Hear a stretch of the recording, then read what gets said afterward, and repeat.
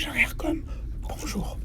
Je vous remercie pour le travail que vous avez fait pour comprendre que les êtres humains pouvaient avoir des actions qui ont un impact sur leur environnement. Mais je me demande si justement cet impact ne peut pas les influencer eux-mêmes. C'est-à-dire qu'avec leur version, ils auront eux aussi des problèmes, mais peut-être sans même s'en rendre compte. C'est pourquoi, à l'aide du travail de votre agent de liaison, je vous demande d'étudier un exemple qui m'interroge, celui des abeilles. Vous aurez plusieurs documents à analyser pour répondre à une seule question. Oui, c'est une méthode Bouek, comme le dit votre agent de liaison. Je pense que vous allez vous régaler. Je vais donc vous présenter les documents pour vous faciliter le travail. Le document 1 est une vidéo qui montre des êtres humains qui ont une drôle d'action. Ils sont en train de s'occuper de fleurs à la place d'abeilles. Je ne comprends pas trop bien pourquoi votre agent de liaison a mis ceci, mais je pense que ça a un rapport avec la suite.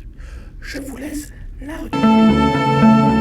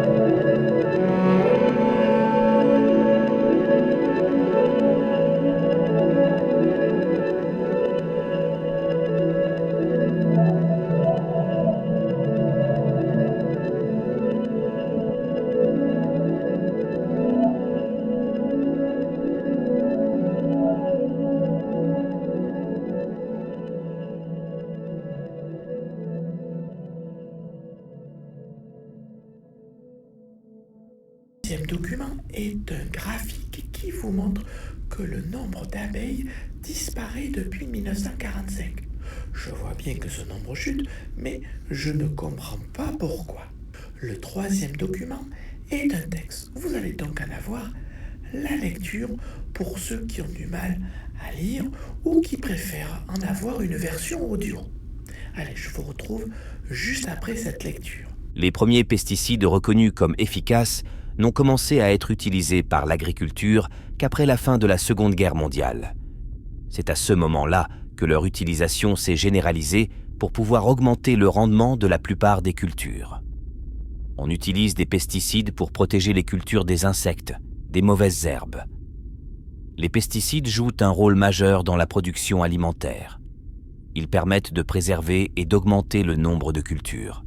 Ce point est particulièrement important pour les pays confrontés à des pénuries alimentaires. On estime que, d'ici 2050, il y aura 7 milliards d'habitants sur Terre, soit environ 30% de plus qu'en 2017. Les pesticides permettent de prévenir des pertes de cultures importantes et continueront donc de jouer un rôle dans l'agriculture. Néanmoins, les effets d'une exposition à CIS produits sur les êtres humains et sur l'environnement sont une préoccupation permanente.